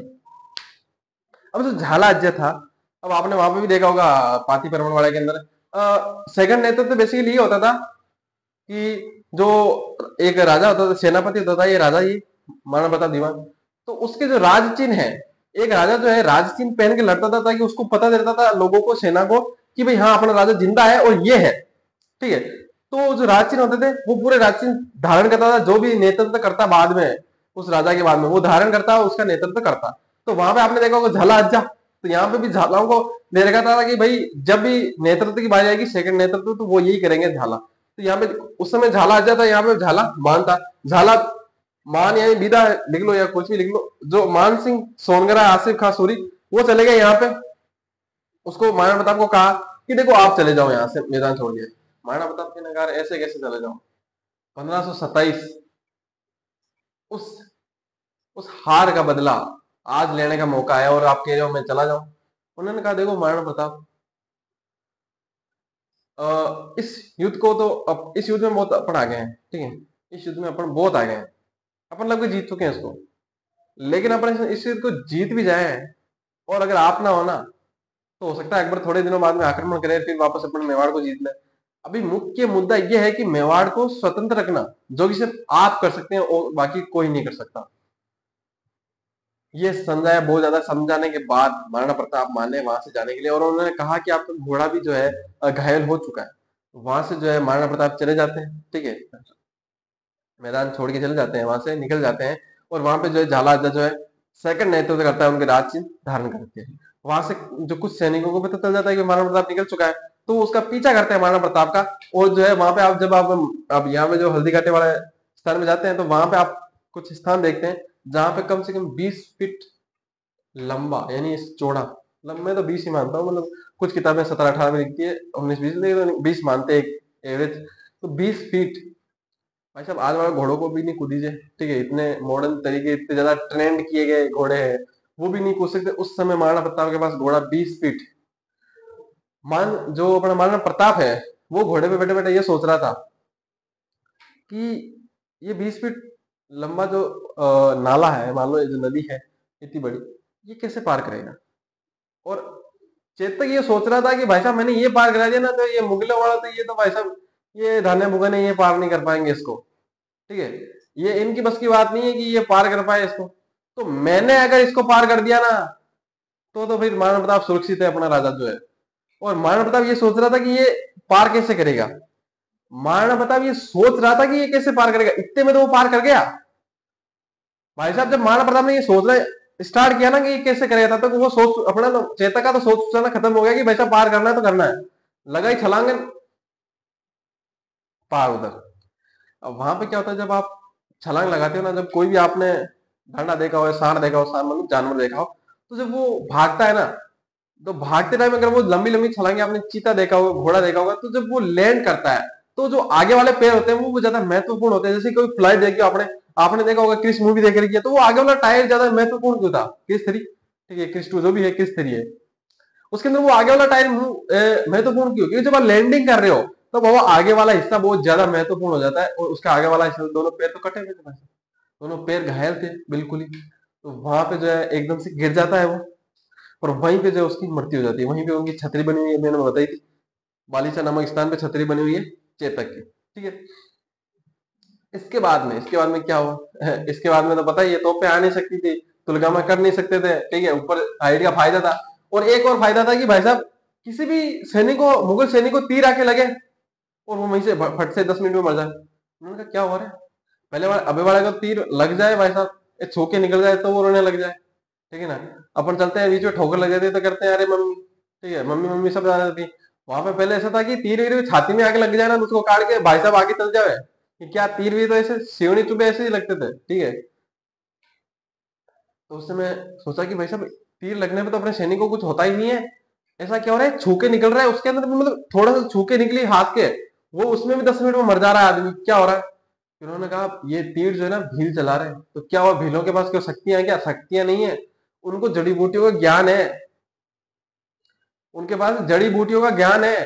तो जड़ी बूटियों में उनके तीरों के ऊपर जहर लगा रखा है, तो जहर वो छू के भी जाता है ना, 10 मिनट के अंदर जहर जाके हार्ट को जो है कंट्रोल कर लेता है और वहां पे बंद कर देता है उसको, ठीक है, धड़कना, हार्ट का मतलब दिल का जो धड़कना है वो बंद कर देता है वहां पे जाके, और वो मृत्यु हो जाती है वहीं पे 10 मिनट के अंदर। तो उन्होंने, और जो बाकी जो थे, अभी देखो मैंने कहा था, जो ये कच्छावा थे ना, वो तलवारबाजी के अंदर बहुत ज्यादा महारत हासिल थी इनको, ठीक है, तलवारबाजी के अंदर बहुत ज्यादा महारत हासिल थी, तो तलवारबाजी अच्छी करते थे। अब तलवारबाजी करने के लिए भाई साहब आमने सामने भी होनी चाहिए, पास में भी तो होना चाहिए। 10 फुट आंतरा खड़ा, मैं उसको कैसे मारू तलवार से, एक बार तलवार फेंक भी दूं तो एक जना मर जाए भाई साहब, दो मर जाए, तीन मर जाए, मैं तो कहूँ 4 5 10 मर जाए, सामने 100 150 खड़े हैं भाई साहब, कैसे मारे, एक बार तलवार फेंक दे, पास ही नहीं आ रहे हैं। और ये भाई साहब मेवाड़ वाले, जो मेवाड़ वाले सिसोदिया थे, सिसोदियों के पास क्या था, सिसोदियों के पास ये था कि उनको भाला फेंकना बहुत अच्छा था, ठीक है, भाले में महारत हासिल थी। और भीलों के पास तो तीर वाले थे, वो तीर मैंने बताया था शुरू में, जो भील शब्द है भील से बना हुआ है, और भील का मतलब होता है तीर कमान है, तो वो तो तीर कमान थे, और ऊपर से घाटी के ऊपर, और ऊपर से मोटी सेना आगे सामने, अपने छोटी है, मान लो कोई दिक्कत नहीं, एक भी जना हो तो तीर कहीं भी चला जाके लगेगा भाई साहब, छू के जाए। अब ऐसा भी नहीं है कि उसको जाके लगे फिर मरे, छू के जाए तो भी जहर है उसके ऊपर तो भी मर जाएगा। और इधर वाले भाले फेंकने में जो है परंपरागत थे, यानी कि माहिर थे। भाला फेंके भाई साहब, एक साथ दो तीन ढेर हो जाए। कहे तो करे क्या भाई साहब, सेना वापस से भाग खड़ी हुई। और जो अपने गोकुंदा खमनोर से आगे एक जगह पड़ती है, एक मंदिर था, तो मंदिर के अंदर कुछ छोटी सी सेना की टुकड़ी रख रखी थी, बाकी तो आगे थी। बेसिकली टुकड़ी को अपने जो साहित्य की भाषा में कहते हैं माचा तोड़ सैनिक। अब माथा तोड़ सैनिक क्यों कहते हैं कि कुछ सैनिक जो हमने पढ़ा था कि महाराणा पृथ्वीराज चौहान नहीं अपने सेना के अंदर बूढ़े सैनिक नहीं रखते थे। जब बूढ़े हो जाते थे तो उनको किसी की सुरक्षा के लिए समाज सुधारक या जो मंदिर होते थे वहां पर उनकी सुरक्षा के लिए लगा दिया जाता था। छोटी सी सुना थी, 20 सैनिक थे वहां पे, उनको मार मूर के वहां पे बैठ गए। ठीक है, जो मान सिंह वाली सेना थी वहां पे डेरा डाल लिया इन्होंने। ठीक है, अब जब अपना महाराणा प्रताप था वो तो चला गया कुंभलगढ़ के पास। वहां पे उसके बाद में मान सिंह ने खत लगा अकबर को कि भाई साहब जीत गए युद्ध, युद्ध जीत गए। जीते हुए तो कुछ नहीं थे भाई साहब, भाग के चले गए। इतना भूंडे तरीके से धोया इन्होंने कि भाग के चले गए। और बोल रहा है, वो कह रहा है कि हरा दिया, सल्टा दिया महाराणा प्रताप को। तो फिर वहां पे चले तो गए, लेकिन खाए क्या। महाराणा प्रताप इतना चालाक आदमी था भाई साहब, वो गांव के गांव खाली करवा देता था युद्ध के समय। ताकि क्या है कि गांवों के अंदर क्या होता है कि वहां पे जो फसलें होती है, भाई साहब मुगल सैनिक इतने नाजुके थे कि खड़ी फसल को काटते थे और खुद ही लाटे, वो क्या बोलते हैं, लाटा लाटा कुंटा बोलते हैं ना उसको कुछ, मतलब खुद ही गेहूं निकाल लेते थे उसके अंदर। ठीक है, खुद ही लाट लेते थे उसको, ऐसा है। ठीक है, उसको खुद लाटना मतलब जो गेहूं होता है उसको, गेहूं को खुद ही निकाल लेते थे, फसल काट के खुद ही निकाल के खुद ही खा लेते थे। क्योंकि वहां पे क्या है कि उन्होंने कह रखा था अपने व्यापारियों को कि कोई आ जाना मुगल सैनिक भाई साहब, ध्यान नहीं देना उनको। तो वो तो कहते थे भाई साहब देशभक्त है वहां के, महाराणा प्रताप ऐसे हुए हैं। ठीक है, तो वहां के लोग कैसे रहे होंगे। ठीक है, सारे सारे लोग ऐसे ही रहे होंगे ना कि भाई साहब नहीं दे रहे, भाई साहब जो है कर ला, दुकान बंद आज से, दे ही नहीं रहे हम तो, अब क्या करें, भूखे मरे क्या। तो वहां पे बदायूं नहीं, देखो ये मैं बातें अपने खुद से नहीं बता रहा हूँ, ये भाई साहब लिखते हैं ऐसी किताब, ये जो बुक लिखी है ना, इस बुक के अंदर सारी बातें लिखी हुई है कि ये भाई साहब ये महाराणा प्रताप ये निकला घोड़े घोड़े पे, ये चेतक ने इतनी गति भाई साहब, उमरान मलिक से भी ज्यादा गति, शोएब अख्तर से भी ज्यादा गति भाई साहब। और ये महाराणा प्रताप ने ये तलवार चलाई भाई साहब, ये मानसिंह बचा थोड़ा सा, ये भाला फेंका, ये मानसिंह हेटा। ठीक है ना, ये सारी सारी चीजें हैं। ये भाई साहब जगन्नाथ कच्छा आया, ये भाई साहब पूंजा भील ने तीर चलाया भाई साहब सैनिक ढेर, ये सारी सारी चीजें किसने लिख रखी है, बदायूं ने लिख रखी है। तो बदायूं ने ये लिखता है भाई साहब, खाबा के फटके बढ़ गए थे किसके पास, मुगल सेना के पास खाने के लिए चीजें नहीं थी। वहां पे जो है उस समय जो है केरियां लगी हुई थी, वो केरियां खा खा के गुजारा किया था। अब केरिया तो भाई साहब शाम तक खत्म, इतनी बड़ी मुगल सैनिक। ठीक है, इतनी ज्यादा मुगल सैनिक थे वहां पे कि भाई साहब केरिया तो खत्म हो गई। कितनी देर खाए, खा खा के गुलाबड़े फूल गए, ठीक है, छुल गए। गुलाबड़े जानते हो ना, मतलब ये जो हिस्सा है अपना, तो वो ये छुल गए। आप भी खाओगे कच्ची केरी। अब केरी को क्या है, ये पकने में टाइम लगता है। अपन जब पेटी लाते हैं मार्केट से तो देखा होगा आपने, चावल वावल में रख के, गेहूं में रख के उसको पकाते हैं 2 दिन के लिए, 3 दिन के लिए। अब वो कच्ची केरी खा खा के भाई साहब परेशान हो गए। तो क्या करें, तो क्या करें। मान सिंह ने कहा रोज एक घोड़ा पकेगा, क्या करेंगे। उसने कहा है, आसिफ खान ने कहा क्या हुआ कि रोज एक घोड़ा पकेगा, रोज एक घोड़ा खाएंगे भाई साहब, ऐसे तो मर जाएंगे। भाई साहब रोज हर दूसरे तीसरे दिन मान सिंह महाराणा प्रताप इसको अकबर को खत लिखता कि आज 2 गांव जीते, आज 3 गांव जीते। महाराणा प्रताप ये बस इतना सा बच गया, आज आया ही था सामने की, थोड़ा सा बच गया, कल परसों तो पक्का ही सल्टा देंगे। ठीक है, अब उधर से महाराणा प्रताप सोचे यार है क्या, महाराणा प्रताप का महाराणा प्रताप का जो है इतना ज्यादा खौफ था कि भाई साहब बदायूं ने अपनी किताब में लिखता है, मैं नहीं बोल रहा, मैं बोल रहा हूँ ना, हर एक चीज बदायूं ने अपनी किताब में लिखता है। वो अपनी किताब में ये लिखता है कि भाई साहब वहां पे जो है ना, जैसे चंबल में अपने गड्ढे होते हैं, अपने कहते हैं कि वो जगह बन गई, गड्ढे बन गए, वहां पे डाकू रहते हैं, उसी प्रकार से गड्ढे खोद खोद के जो है उनको रहना पड़ा था। क्यों, क्योंकि भरोसा नहीं था भाई साहब, उनको लगता है ऐसे वो कोई पंची वंची भी उड़ता ना, ठीक है, कागलो उड़तो तो लागतो भाई साहब वो आगो, और तब आप आगो, ओ भाई साहब तब आप कहना रहे भालो आगो, ओ आप तीर आगो। उनको ऐसे खौफ था भाई साहब, इतना ज्यादा खौफ हो गया था कि वो भाई साहब सुरंग खोद के, गड्ढा खोद के उसके अंदर रह रहे थे, शाम को खाते और रोज अपने मान सिंह लिख देता। अब मान सिंह आप सोच रहे होंगे कि गया क्यों नहीं वापस, अगर हार गया ठीक है, मान लो कि अगर नहीं लड़ पा रहा था तो गया क्यों नहीं? जावे कैसे? उधर भाई साहब अकबर है, फुटबॉल बना दे साथ में, ठीक है। उसने सोचा कि ऐसे तो जाने वाले नहीं, तो जो है उसने क्या किया कि महाराणा प्रताप ने सबूत सबूत मांगा होगा कि भाई साहब जीत रहे हो कि तुम ऐसे ही डप्पे बना रहे हो, ठीक है, गेले बना रहे हो तुम।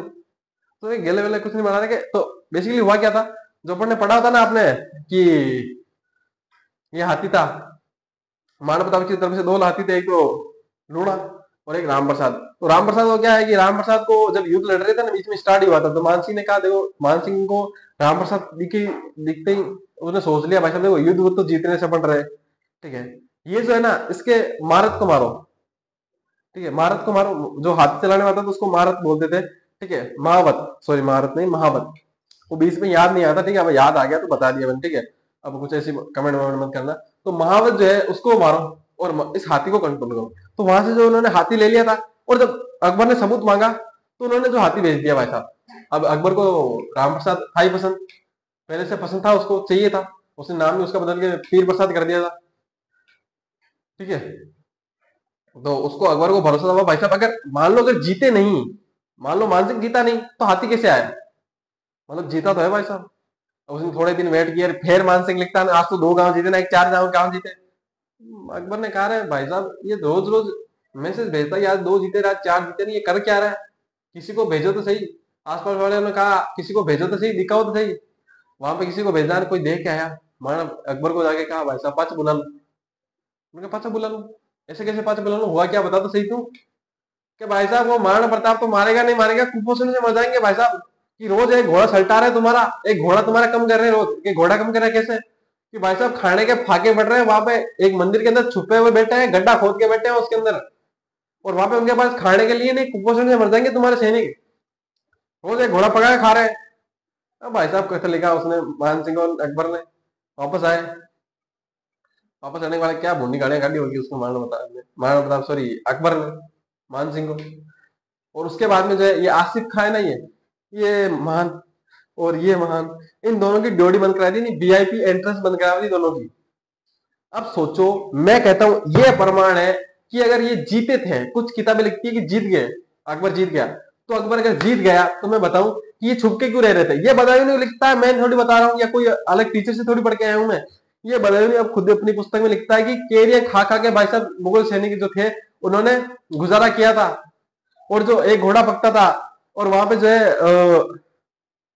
बाकी जो चर्चा है वो उसने बदायूं ने भी की थी, और ड्यूटी बंद कर दी थी, मतलब वीआईपी जो एंट्रेंस है वो बंद कर दी थी। तो ये बदायूं ने अपनी खुद पुस्तक में लिखता है, ठीक है, तो ड्यूटी बंद क्यों की, ठीक है। वहां पे जाके वो गोगुना में जो है 20 सैनिकों के साथ वो युद्ध करके उनको हरा के या उनको मार के वहां पे क्यों रह रहे थे, हारे थे भाई साहब, वहां पे हारे थे, मैं कहता हूँ हारे थे, तभी तो वीआईपी एंट्रेंस बंद करवाई।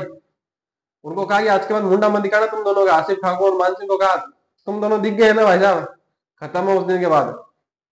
तो ये प्रमाण है कि उस समय महाराणा प्रताप उस युद्ध के अंदर जीता था, ठीक है। किसी भी मास्टर जाके पूछ लेना, अपने राजस्थान वाले यही कहेंगे। बाकी वाले एक आधे अपवाद निकल जाते हैं, उनकी चर्चा नहीं करेंगे। उसके बाद उन्होंने बात की कि हाथी को ले गए वहां पे राम प्रसाद को, भाई साहब जिसका जैसा घोड़ा, ठीक है, जिसका भाई का घोड़ा तराटा कैसा, ठीक है, उसका हाथी कैसा होगा। हाथी ने भाई साहब कहा खाना वाना अपन नहीं खाते, नाम बदल दिया तो क्या पीठ प्रसाद कर दिया तो क्या हुआ, तुम्हारा थोड़ी हो गया। हाथी भाई साहब घोड़े से भी ज्यादा वफादार, खाना ही नहीं खाया होगा ना पानी पिया, 2-3 दिन के बाद उसकी मृत्यु हो गई उस उपवास के बाद, ठीक है। तो यहाँ तक ये चर्चा लिख लो सारी सारी, उसके बाद में आगे लिखते हैं हम, ठीक है। समझ में आया होगा, मजा आया होगा, ठीक है, और भी मजा करेंगे, आगे भी युद्ध है, अभी तो दिवेर का युद्ध है, बाकी भी पढ़ेंगे थोड़ा बहुत, बहुत मजा आने वाला, आपको तगड़ा मजा आने वाला। चैनल को सब्सक्राइब कर दो, वीडियो को लाइक कर दो, आगे बढ़ते हैं। सबसे पहले ये यहाँ तक छाप लो, इसका स्क्रीनशॉट या टाइप कुछ जो है मैं आपको डाल दूंगा, यूट्यूब चैनल पे जो पोस्ट है उसके अंदर डाल दूंगा, ठीक है। यहाँ तक लिख लो फटाफट।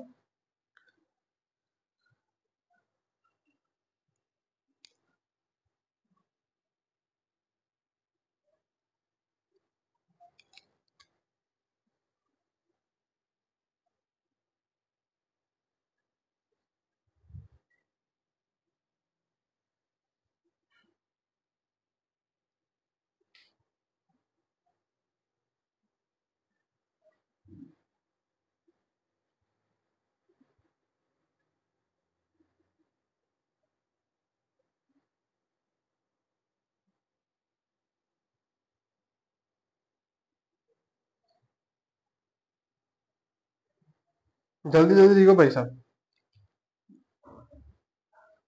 इसके बाद में दोनों भाइयों जो हाथी थे दोनों के, अकबर के और प्रताप के, वो भी लिखेंगे अपन।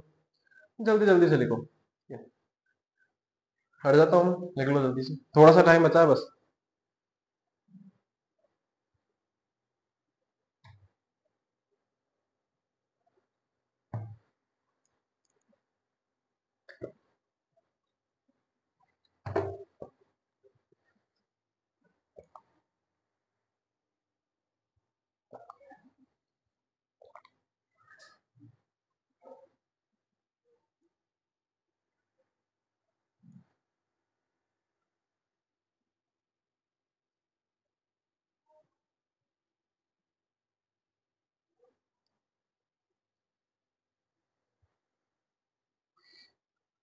लिख लिया होगा पक्का?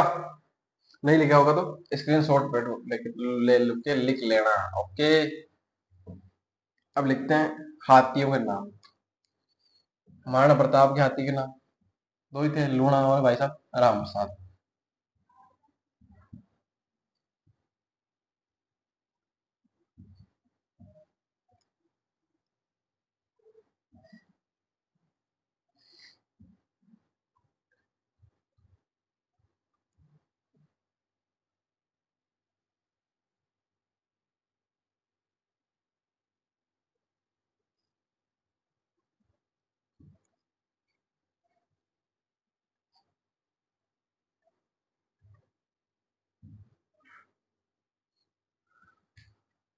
लिख लिया? हटा ही दिया, क्या लिखोगे, लिख लिया होगा, ठीक है। इसके आगे लिखते हैं हाथियों के नाम। हेडिंग डालना, हाथियों के नाम। दो जने थे, कौन कौन? एक तो अकबर, अकबर वाले, एक प्रताप वाले, ठीक है। अकबर की तरफ से कौन कौन से थे? एक तो मर्दाना, और एक और था गजमुक्त, या फिर गजराज। महाराणा प्रताप की तरफ से दो हाथी आए थे, एक तो लोणा और एक राम प्रसाद। अब इसके नीचे लिखना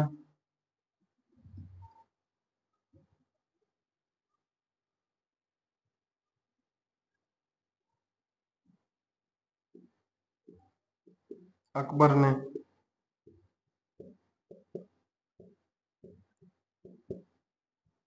राम प्रसाद का नाम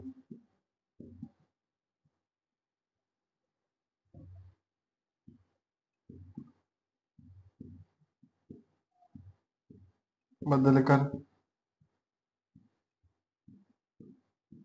वीर प्रसाद कर दिया। क्या कर दिया? वीर प्रसाद कर दिया। आगे लिखना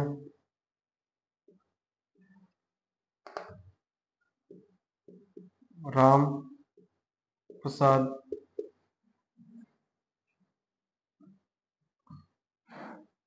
की वहीं मृत्यु हो गई। लिख लो। अब लिखने का काम है, जल्दी जल्दी से लिखो, फटाफट लिखो, फटाफट। ऊपर वाला लिख लिया होगा। अब लिखते हैं कि भाई साहब, हल्दी घाटा युद्ध तो लिख रखा है, लेकिन इसके अन्य नाम क्या है? कुछ राइटर जो है इसके अलग अलग नाम देते हैं। तो जब तक मैं ऊपर हेडिंग डाल रहा हूँ, ये लिख लेना नीचे वाला, ठीक है। लिख लो हल्दी घाटी युद्ध के अन्य नाम। कौन कौन लिखते थे? चार जने हैं भाई साहब। सबसे पहला है अपना बदायूंनी, दूसरा है अबुल फजल।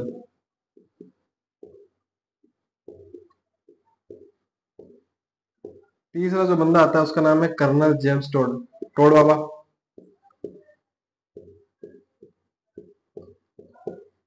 कौन? Colonel James Tod. तीसरा आता है ए एल शर्मा। किताबें ए एल शर्मा ही लिखती है लेकिन पूरा नाम लिखवा देते हैं, आदर्शी लाल शर्मा, नहीं सॉरी, श्रीवास्तव। ठीक है। ये चारों अलग अलग नाम देते हैं इस युद्ध को। क्या क्या देते हैं तो बदायूं नहीं, क्या कहते हैं इसको? गोकुंदा का युद्ध। गोकुंदा।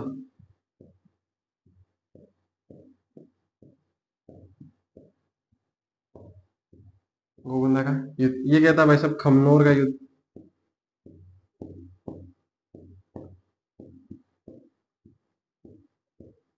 कर्नल जेम्स टोड तो आप जानते हो क्या कहते हैं, मेवाड़ की थर्मोपल्ली।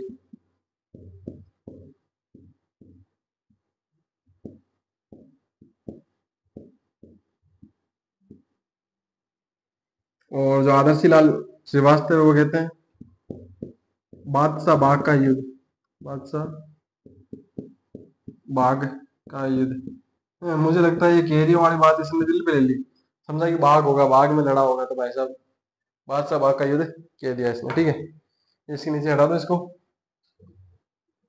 अब वो बात लिख लेते हैं अपन, ड्यूटी वाली ड्यूटी बंद करवा दी थी, ये भी लिख लेना।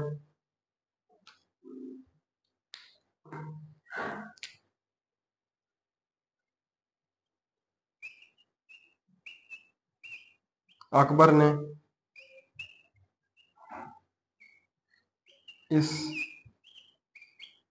युद्ध के पश्चात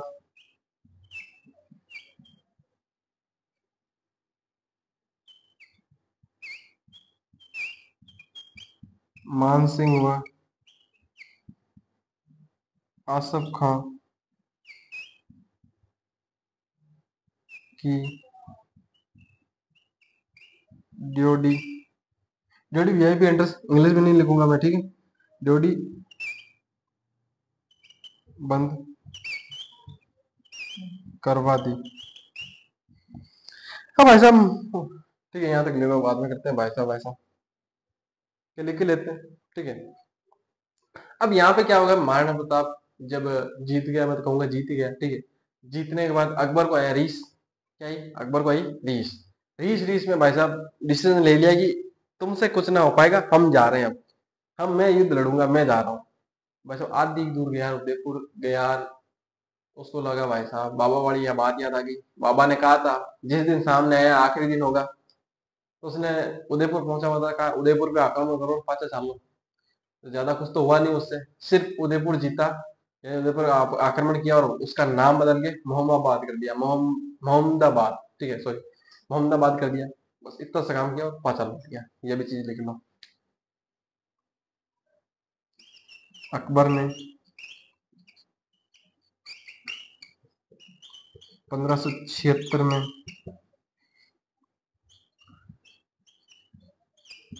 उदयपुर पर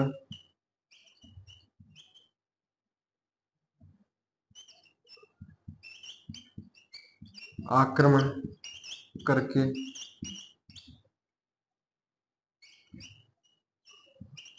उसका नाम मोहम्मदाबाद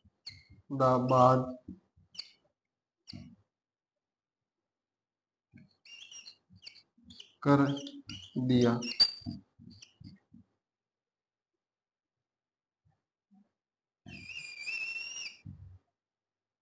मोहम्मदाबाद कर दिया। ठीक है, यहां तक लिखो सबसे।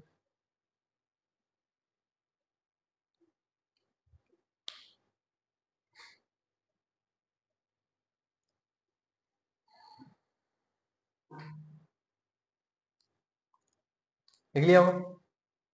साथ साथ ही लिखना था, मैंने बताया था साथ साथ लिखना भाई साहब। ठीक है, ये नीचे वाली चीजें बताइए थोड़ी सी। ठीक है, ऊपर वाला लिख लिया होगा, ऊपर वाला हटा दे। हटा दो। छोटी सी चीज रह गई है, बस उसको खत्म करके क्लास खत्म होगी आज।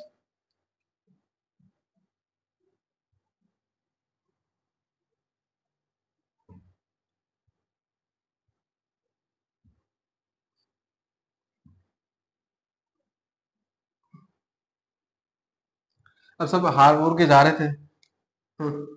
अकबर की सेना में कोई ऐसा था ही नहीं सेनापति जो भाई साहब खुशखबरी लाए। सब ठीक है, सुझा सुझा के आ रहे थे अपनी, ठीक है, सब धुप धुप के आ रहे थे, सबकी फुटबॉल बन रही थी। तो एक कमांडर था अकबर की जो खेमा था उसके अंदर, शाहबाज खां। शाहबाज खां को उस समय जो चंद्रसेन लड़ रहा था उसके खिलाफ भेजा था उधर। अकबर के खिलाफ चंद्रसेन भी लड़ रहा था, तो उसके पास भेजा। और वहां पे जो है शाहबाज खान ने सिवाना विवाना जीत लिया था उधर से। तो शाहबाज खान ने कहा है अकबर को लेटर लिखा कि मैंने सुना है अकबर के खिलाफ महाराणा प्रताप के खिलाफ आप लड़ रहे हो। तो उसने कहा लड़ लुड़ा तो रहे हैं हम। सुना है कि धो दिया था मान सिंह को ना, आसिफ खां को ना, सैयद ने, दोनों भाइयों को पटक पुटा के दे दिया। मैंने कहा हाँ तुमने दे दिया। कहा तुम भी तो गए थे उदयपुर। मैंने कहा तो हाँ तो गए तो क्या हुआ, तो हमने तो नाम चेंज किया। नाम ही चेंज हो गया तुमसे। तो क्या, अच्छा तुमने क्या कर लिया, क्या मैंने तो सिवाना जीता। कहा अच्छा तुम जीत के दिखा दो। उसने कहा अभी लो तुम कहने की तो बात थी, कहने के लिए तो फोन किया मैंने भाई साहब। तो उसने कहा कि ठीक है जीत के दिखा दो। तो शाहबाज खां जो है उसमें महाराणा प्रताप कुंभलगढ़ में ही थे, तो कुंभलगढ़ के ऊपर 3 आक्रमण किए थे शाहबाज खान ने। तो हेडिंग डालो शाहबाज खां के आक्रमण।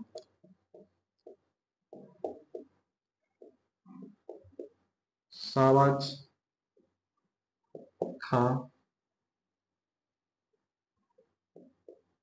के, कुंभलगढ़ लिख दूं मैं, कुंभलगढ़ के ऊपर आक्रमण। ठीक है, तो भाई साहब इस सीरीज के अंदर 3 मैच खेले शाहबाज खां और महाराणा प्रताप ने। कुंभलगढ़ जो स्टेडियम है उसके अंदर 3 मैच खेले। कब कब, पहला मैच खेला इन्होंने 1577 में, दूसरा मैच खेला इन्होंने 1578 में, तीसरा मैच खेला इन्होंने 1579 के अंदर। तीनों मैच खेले, तीनों कुंभलगढ़ के अंदर खेले। पहले मैच के अंदर आया प्रताप वर्सेस शाहबाज खान, और पहले ही मैच के अंदर शाहबाज खान ने कुछ ऐसा कर दिखाया, ठीक है, हार गया भाई साहब शाहबाज खान। महाराणा प्रताप ने फोन टेका, क्या हुआ रे, क्या हुआ, पहले बार तो तुम भी तो हार गए थे न? तुमने कोई क्या कर लिया था हल्दी घाटी युद्ध में, सभी तो हार के जा रहे थे न? मैं तो ये पहली बार था ना, ये तो पिच ही नहीं समझ में आई मेरे को न? तो क्या हुआ, अगले मैच में देख लेने दो। ठीक है, अगली बार फिर कुंभलगढ़ पे आक्रमण किया, इस बार भाई साहब जीता, और सिर्फ कुंभलगढ़ जीता। प्रताप भाई साहब यहाँ से चले गए, कुंभलगढ़ के छोड़ के चले गए। जब लगा कि नहीं पड़ेगा बेड़ा पार, तो चले गए यहाँ से, कुछ हाथ नहीं आया सब, सिर्फ कुंभलगढ़। ओके, कुंभलगढ़ से क्या करें, माथा फोड़े उससे। जो मेन काम था महाराणा प्रताप वो तो मिला ही नहीं। ठीक है, महाराणा प्रताप तो मिला ही नहीं जिसके लिए आया था। थोड़ा दिन, थोड़ा साल वहां ढाप गया भाई साहब, छोड़ के चला गया। फिर 1 साल बाद में फिर आया कि अब तो महाराणा प्रताप आ गया होगा, फिर आक्रमण किया, फिर फुटबॉल बना दी, फिर हार गया, वापस से हार गया। अब क्या हुआ, सीरीज जीत ली महाराणा प्रताप ने 2-1, 2-1 से, ठीक है। 3-0 से जीतनी चाहिए थी क्लीन स्वीप, लेकिन 2-1 से जीत ली, ठीक है, ठीक ठाक। भाई साहब कश्मीर चला गया शाहबाज का। उसके बाद मृत्यु भी वही हुई अभियान के, एक अभियान के दौरान वापस आया ही नहीं भाई साहब। ये तो क्या कि ये नाजो के आदमी है, इनसे कौन लड़े। भाई साहब ये तो न दिन देते हैं न धर्म देखते हैं, सीधी फुटबॉल बनाते हैं। और वो अमर सिंह भाई साहब पढ़ेंगे हम। अमर सिंह का तो ऐसा था भाई साहब कि थोड़े से महाराणा प्रताप के अंटर रह गए, वरना तो मैं कहूँ महाराणा प्रताप छोड़ तो देता था ना, अमर सिंह छोड़ता ही नहीं, जिससे युद्ध करता उसको सल्टाता, सीधा मारता मृत्यु। ठीक है ना, सिर्फ मृत्यु दंड उसको, ठीक है भाई साहब सल्टाओ। वापस आए, वापस युद्ध लड़े भाई साहब, कौन इतनी माथा पची रखे हैं? अपने दादा कुंभा गलती करके गए थे, सागर गलती करके गए थे, ठीक है ना, उसके भुगते हम। भाई साहब बाबर को वहीं चला देते ना, ठीक है ना। बयाने का युद्ध हुआ था ना, वहां से थोड़ी सी दूर पड़ी थी भाई साहब, थोड़े छलटाए छोटू की ज्यादा थे, इतनी रहमान नहीं थे हमारे। अमर सिंह ने कहा भाई साहब सबको छलटाएंगे अपन, ठीक है। अमर सिंह सबको छलटाता था, जिससे युद्ध लड़ता ना उसको मार के आता, जिंदा नहीं छोड़ता भाई साहब। तो यहाँ पे 3 हार हुई थी, ये लिख लेना, ठीक है। और यहाँ पे सिर्फ कुंभलगढ़ जीता था, ठीक है, ये भी लिख लेना।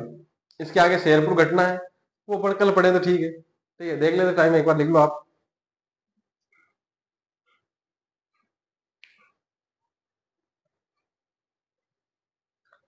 कुछ नहीं लिखना, हेडिंग डाल के बस ये लिखना है, 3 बार आक्रमण किया और तीनों बार में से 2 बार प्रताप जीता, 1 बार ये जीता भाई साहब, ठीक है। लिख लिया होगा, टाइम है थोड़ा बहुत, मतलब वैसे तो ऊपर ही हो गया है 20 मिनट, लेकिन फिर भी अब 5 मिनट में क्या ही जाएगा, तो लिख ही लेते हैं शेरपुर घटना। अब क्या हुआ कि शाहबाज खां उधर चला गया, सबसे बड़ा कमांडर ही शाहबाज खां ही था, अब शाहबाज खां ही नहीं रहा, ठीक है।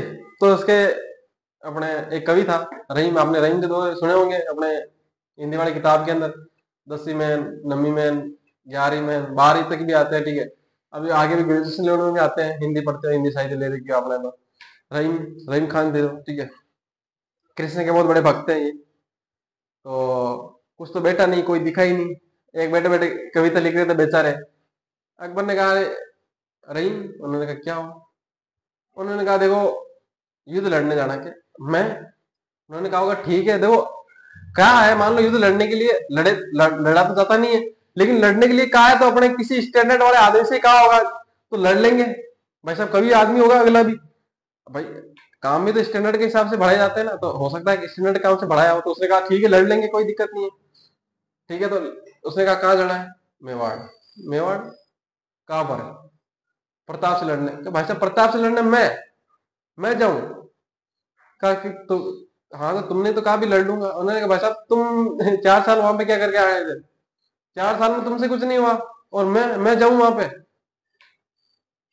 कहा कुछ नहीं है, जाओ तुम।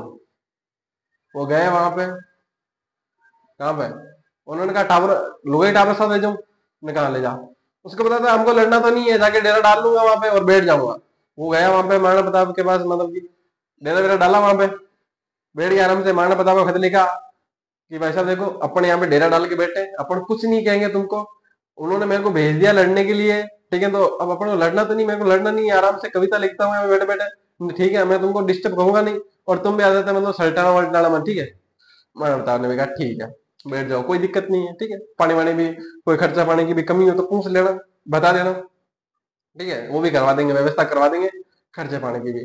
तो रहीम ने भी कहा ठीक है, उसको भी कोई दिक्कत नहीं है, बढ़िया एकदम हवा हवा चलती, ठीक है, सब कुछ कविता वविता लिखता। एक दिन क्या हुआ, अमर सिंह गुजर रहा था, अमर सिंह ने कहा रे ये वो न्यू डेरे को गए, उन्होंने कहा मुगलों का है, ये नाजो अभी भी आ रहे हैं क्या, इन्होंने कहा हाँ आ रहे हैं।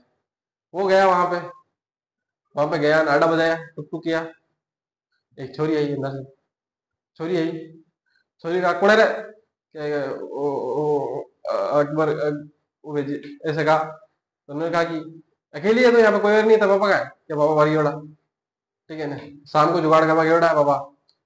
तो क्या और कौन है घर में, क्या मैं अकेली हूँ, अकेली है, उसने कहा हाँ। तो कहा मम्मी कहा है?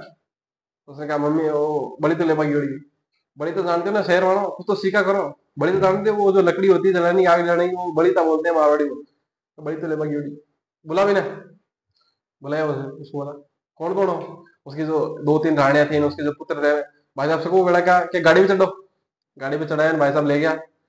अब वो राजा का दरबार लगा होता है, साइड में से जा रहे थे, महाराणा प्रताप को दिखा कि ये कौन जा रहा है, अमर सिंह रुक रुक रुक रुक, उसने कहा क्या हुआ, पिताश्री बताओ तो सही हुआ क्या। उन्होंने कहा कि ये है कौन है ये मैं जानू नहीं है, मेरा काम जाना है, ठीक है, मैं लेके आया हूँ, ठीक है, रुक रुक रुक, ढप ढप, जा कर बता तो सही है कौन है, नहीं कड़ू ले रहे हो, थूक जाने, ठीक है, बता मन बता।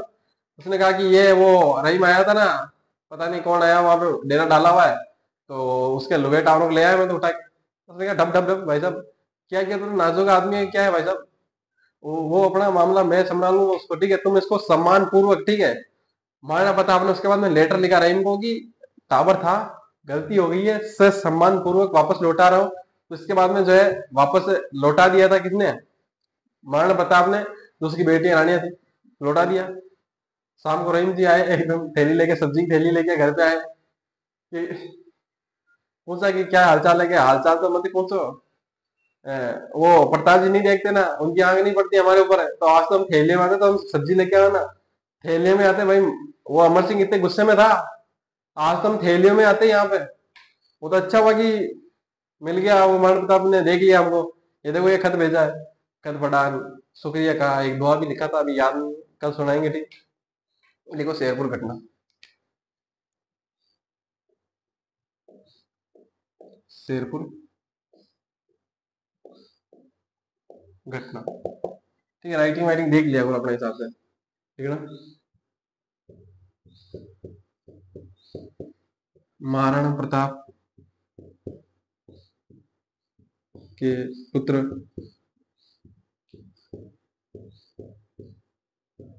अमर सिंह ने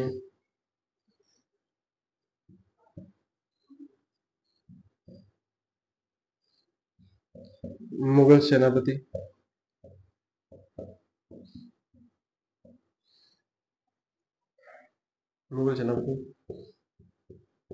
रहीम